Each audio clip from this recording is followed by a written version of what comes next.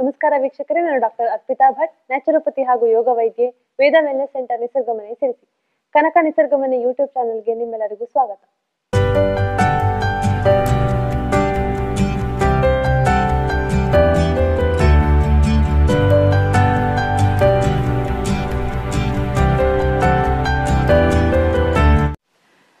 ನಾನಿವತ್ತು muscular pain, ಮಾಂಸಖಂಡಗಳ ನೋವು ಬಗ್ಗೆ ಮಾತಾಡಕ್ ಹೊರಟಿದ್ದೀನಿ. ನಾರ್ಮಲ್ ಆಗಿ ಮಾಂಸಖಂಡಗಳ ನೋವು ಬರೋದು ಎಲ್ಲರಲ್ಲೂ ಸಹಜ.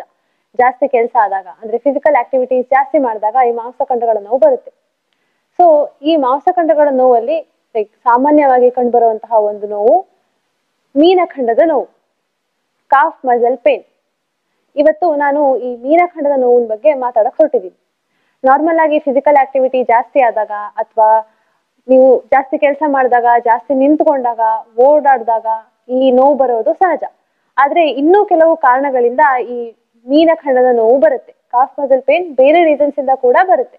ಹಾಗಿದ್ರೆ ಇವತ್ತು ಆ ರೀಸನ್ಸ್ ಏನು, ಹಾಗೆ ಅದಕ್ಕೆ ಏನು ಪರಿಹಾರ, ಹೇಗೆ ಪರಿಹಾರ ಕಂಡುಕೊಳ್ಳೋದು ಅಂತ ನಾನು ನಿಮ್ಗೆ ಹೇಳಿದ್ರೆ, ಯಾವ ಕಾರಣದಿಂದ ಕಾಫ್ ಮಸಲ್ ಪೇನ್ ಬರುತ್ತೆ ಅಂತ ನೋಡೋದಾದ್ರೆ, ಮೊದಲನೇದಾಗಿ ವಿಟಮಿನ್ ಇ ಡೆಫಿಷಿಯನ್ಸಿ. ಒಂದು ಅಧ್ಯಯನದ ಪ್ರಕಾರ ಈ vitamin 90% of calf muscle pain vitamin E ಡೆಫಿಷಿಯನ್ಸಿಯಿಂದ ಬರುತ್ತೆ. ಹಾಗೇನೆ ವಿಟಮಿನ್ ಬಿ12 ಡೆಫಿಷಿಯನ್ಸಿ, ಇದನ್ನ ಹೆಚ್ಚಾಗಿ ನಾವು ವೆಜಿಟೇರಿಯನ್ಸ್ ಅಲ್ಲಿ ನೋಡಬಹುದು. ವಿಟಮಿನ್ ಬಿ12 ಡೆಫಿಷಿಯನ್ಸಿ ಇರೋರಿಗೆ ಕೂಡ ಕಾಫ್ ಮಸಲ್ ಪೇನ್ ಬರುತ್ತೆ. ಹಾಗೇನೆ ಇನ್ನೊಂದು ಕ್ಲೌಡಿಕೇಶನ್, ಅಂದ್ರೆ ಮಸಲ್ಸ್ ಗೆ ಯಾವಾಗ ಕಡಿಮೆ ಆಕ್ಸಿಜನ್ ಸಪ್ಲೈ ಆಗುತ್ತೋ, ಆಕ್ಸಿಜನ್ ಕರೆಕ್ಟ್ ಆಗಿ ಸಪ್ಲೈ ಆಗಲ್ವೋ, ಅವಾಗ ಈ ಕಾಫ್ ಮಸಲ್ ಪೇನ್ ಕಂಡು ಬರುತ್ತೆ. ಇದು ಯಾರಲ್ಲಿ ಹೆಚ್ಚಾಗಿ ಕಾಣಿಸ್ಕೊಳ್ಳುತ್ತೆ ಅಂತ ನೋಡೋದಾದ್ರೆ, ಮೊದಲನೇದಾಗಿ ಸ್ಮೋಕರ್ಸ್, ಯಾರು ಜಾಸ್ತಿ ಸ್ಮೋಕ್ ಮಾಡ್ತಾರೋ ಅವರಲ್ಲಿ ಈ ತೊಂದರೆ ಕಾಣಿಸ್ಕೊಳ್ಳುತ್ತೆ. ಹಾಗೇನೆ ಡಯಾಬಿಟಿಸ್ ಇರುವವರಲ್ಲಿ ಕೂಡ ಈ ಕ್ಲೌಡಿಕೇಶನ್ ಅನ್ನುವಂತಹ ಸಮಸ್ಯೆ ಕಂಡು ಬರುತ್ತೆ. ಇನ್ನೊಂದು ಮಸ್ಕ್ಯುಲರ್ ಕ್ರ್ಯಾಂಪ್ಸ್. ಮಸ್ಕ್ಯುಲರ್ ಕ್ರ್ಯಾಂಪ್ಸ್ ಸಹಜವಾಗಿ ಫಿಸಿಕಲ್ ಆಕ್ಟಿವಿಟಿ ಜಾಸ್ತಿ ಆದಾಗ ಬರುತ್ತೆ, ಹೌದು. ಅಂಡ್ ಇನ್ನೊಂದು, ನೀರನ್ನ ಕಡಿಮೆ ಕುಡಿದ್ರೆ ಕೂಡ ಮಸ್ಕ್ಯುಲರ್ ಕ್ರ್ಯಾಂಪ್ಸ್ ಕಂಡು ಬರುತ್ತೆ. ಇದು ಕೂಡ ಮೀನಖಂಡದ ನೋವಿಗೆ ಕಾರಣ. ಇನ್ನೊಂದು ರೀಸನ್ ಅಂತ ನೋಡೋದಾದ್ರೆ ಡೀಪ್ ವೇನ್ ಥ್ರೋಂಬೋಸಿಸ್. ಇದು ಬಹಳ ಅಪಾಯಕಾರಿಯಾದಂತಹ ತೊಂದರೆ. ಇದು ಮೇಲ್ನೋಟಕ್ಕೆ ಗೊತ್ತಾಗೋದಿಲ್ಲ. ವೇನ್ಸ್ ಅಲ್ಲಿ ಯಾವಾಗ ರಕ್ತ ಹೆಪ್ಪುಗಟ್ಟುತ್ತೋ ಆವಾಗ ಕಾಫ್ ಮಸಲ್ ಪೇನ್ ತುಂಬಾ ಲಾಂಗ್ ಟರ್ಮ್, ತುಂಬಾ ದಿನಗಳ ಕಾಲ ಕಾಫ್ ಮಸಲ್ ಪೇನ್ ಕಾಣಿಸ್ಕೊಳ್ತಿರಬಹುದು. ಹಾಗೇನೆ ನಿಮ್ಗೆ ಕಾಫ್ ಮಸಲ್ ಪೇನ್ ಜೊತೆ ಅಲ್ಲಿ ವೇನ್ಸ್ ಏನು ರಕ್ತನಾಳಗಳಿರುತ್ತೆ ಅದು ಬ್ಲೂಯಿಶ್ ಅಥವಾ ಗ್ರೀನ್ ಕಲರ್ ಆಗಿದೆ ಅಂತ ಆದ್ರೆ ಇದು ವೆರಿಕೋಸ್ ವೇನ್ಸ್ ಇಂದ ಇರಬಹುದು. ನೀವು ಇದನ್ನ ತಜ್ಞ ವೈದ್ಯರ ಹತ್ರ ತೋರಿಸ್ಕೊಳ್ಳೋದು ಬಹಳ ಒಳ್ಳೆಯದು. ಇದನ್ ಬಿಟ್ಟು ಬೇರೆ ಕಾಫ್ ಮಸಲ್ಸ್ಗೆ ನೀವು ಮನೆಯಲ್ಲೇ ಪರಿಹಾರ ಮಾಡ್ಕೊಳ್ಬಹುದು. ಹಾಗೇನೆ ಇನ್ನೊಂದು ತೊಂದರೆ ಅಂತಂದ್ರೆ ಟೆಂಡೋನೈಟಿಸ್. ಮಸಲ್ಸ್ ಜೊತೆ ಟೆಂಡೋನ್ಸ್ ಏನಿರುತ್ತೆ, ಈ ಟೆಂಡೋನ್ಸ್ ಅಲ್ಲಿ ಉರಿಯೂತ, ಇನ್ಫ್ಲಮೇಷನ್ ಆಗಿದ್ರೆ ಕೂಡ ಕಾಫ್ ಮಸಲ್ಸ್ ಅಂದ್ರೆ ಕಾಫ್ ಮಸಲ್ ಇರುವ ಭಾಗದಲ್ಲಿ ಪೇನ್ ಜಾಸ್ತಿಯಾಗಿ ಕಾಣಿಸ್ಕೊಳ್ಬಹುದು. ಹಾಗೇನೆ ಅನಿಮಿಯಾ, ರಕ್ತಹೀನತೆ ಏನಿರುತ್ತೆ ಅಥವಾ ಐರನ್ ಡಿಫಿಷಿಯನ್ಸಿ ಇರೋರಲ್ಲಿ ಕೂಡ ಈ ಕಾಫ್ ಮಸಲ್ ಪೇನ್ ಕಾಣಿಸ್ಕೊಳ್ಬಹುದು. ಇದು ವೀಕ್ನೆಸ್ ಇಂದ ಕಾಣಿಸ್ಕೊಳ್ಳುತ್ತೆ. ಹಾಗಿದ್ರೆ ಈ ಕಾಫ್ ಮಸಲ್ ಪೇನ್, ಮೀನಖಂಡದ ನೋವನ್ನ ಹೇಗೆ ಕಡಿಮೆ ಮಾಡ್ಕೊಳ್ಬಹುದು ಅಂತ ನೋಡೋದಾದ್ರೆ, ವಿಟಮಿನ್ ಇ ಡೆಫಿಷಿಯನ್ಸಿಯಿಂದ ನಿಮ್ಗೆ ಕಾಫ್ ಮಸಲ್ ಪೇನ್ ಬರ್ತಾ ಇದೆ ಅಂತಂದ್ರೆ ಬಾದಾಮಿಯನ್ನ ತಿನ್ನುವಂಥದ್ದು ಮತ್ತೆ ವಾಲ್ನಟ್ ಅನ್ನ ತಿನ್ನುವಂಥದ್ದು. ಪ್ರತಿದಿನ 15 ಬಾದಾಮಿಯನ್ನ ನೆನೆ ಹಾಕಿ ಅದನ್ನ ಸೇವಿಸುವಂಥದ್ದು, ಅದರ ಜೊತೆಗೆ 5 ವಾಲ್ನಟ್ ಅನ್ನ ಸೇವಿಸುವಂಥದ್ದು. ಇದರಿಂದ ನಿಮಗೆ ವಿಟಮಿನ್ ಇ ಡೆಫಿಷಿಯನ್ಸಿ ಇದ್ರೆ, ವಿಟಮಿನ್ ಇ ಕೊರತೆ ಇದ್ರೆ ಅದು ಸರಿ ಹೋಗುತ್ತೆ.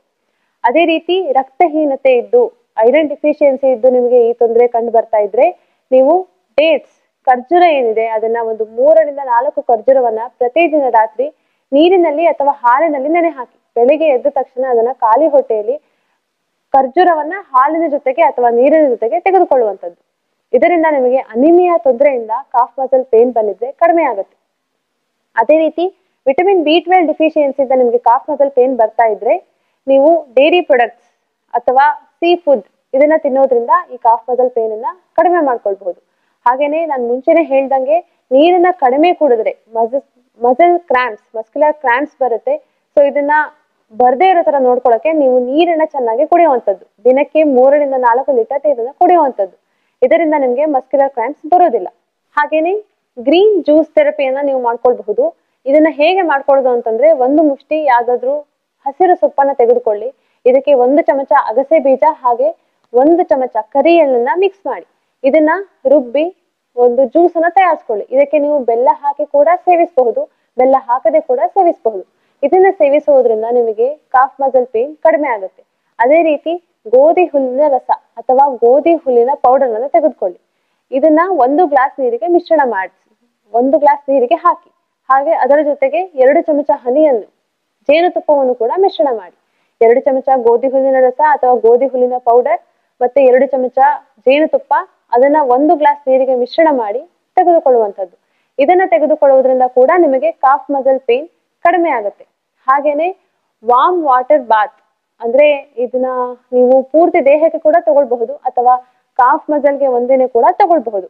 ಒಂದು ಟಬ್ ಅಲ್ಲಿ ವಾರ್ಮ್ ವಾಟರ್ ಅನ್ನ ಹಾಕಿ ಅದರಲ್ಲಿ ಒಂದ್ ಸ್ವಲ್ಪ ಎಪ್ಸಮ್ ಸಾಲ್ಟ್ ಅನ್ನ ಹಾಕಿ ಮಿಕ್ಸ್ ಮಾಡಿ ಅದರಲ್ಲಿ ನೀವು ಕಾಫ್ ಮಸಲ್ ಅನ್ನ ಇಟ್ಟು ಕೂತ್ಕೊಳ್ಬಹುದು ಅಥವಾ ಪೂರ್ತಿ ಬಾಡಿ ಓನ್ಲಿ ನಿಮ್ಮ ಕತ್ತಿನಿಂದ ಮೇಲಿನ ಭಾಗವನ್ನು ಮಾತ್ರ ಎತ್ತರ ಮಾಡಿ ಅದನ್ನ ಎತ್ತರ ಮಾಡಿಸಿ ಉಳಿದಿರೋ ದೇಹದ ಭಾಗವನ್ನ ನೀರಿನಲ್ಲಿ ಮುಳುಗಿಸಿ ಒಂದು 10 ರಿಂದ 15 ನಿಮಿಷ ಆ ರೀತಿ ಇರೋದ್ರಿಂದ ನಿಮಗೆ ಮಸ್ಕ್ಯುಲರ್ ಸ್ಟ್ರೆಸ್ ಏನಿದೆ ಅದು ಕಡಿಮೆ ಆಗುತ್ತೆ. ಮಸಲ್ ಟೆನ್ಷನ್ ಅಂತ ಏನ್ ಹೇಳ್ತೀವಿ ಇದು ಕಡಿಮೆ ಆಗೋದ್ರಿಂದ muscle easy like muscular cramps ಇದ್ರೂ ಕಡಿಮೆ ಆಗುತ್ತೆ ಅಥವಾ ಉಳಿದಿರೋ ಪೇನ್ ಕಂಡೀಷನ್ ಕೂಡ ಕಡಿಮೆ ಆಗುತ್ತೆ. ಇದನ್ನ ನೀವು ಮನೆಯಲ್ಲಿ ಮಾಡ್ಕೊಳ್ಬಹುದು. ಈ ರೀತಿ ನೀವು ಮನೆಯಲ್ಲಿಯೇ ಸುಲಭವಾಗಿ ಈ ಮನೆಮದ್ದುಗಳನ್ನ ಉಪಯೋಗಿಸ್ಕೊಂಡು ಮಸಲ್ ಕ್ರಾಂಪ್ಸ್, ಮೀನಖಂಡದ ನೋವು ಅನ್ನ, ಕಾಫ್ ಮಸಲ್ ಪೇನ್ ಅನ್ನ ಕಡಿಮೆ ಮಾಡ್ಕೊಳ್ಬಹುದು. ಇದನ್ನ ನೀವು ಕೂಡ ಮನೆಯಲ್ಲಿ ಟ್ರೈ ಮಾಡ್ತೀರಾ, ಹಾಗೆ ನಿಮ್ಗೆ ಗೊತ್ತಿರೋರ್ಗೂ ಕೂಡ ಶೇರ್ ಮಾಡ್ಕೋತೀರಾ ಅಂತ ಅನ್ಕೋತೀನಿ. ಧನ್ಯವಾದಗಳು.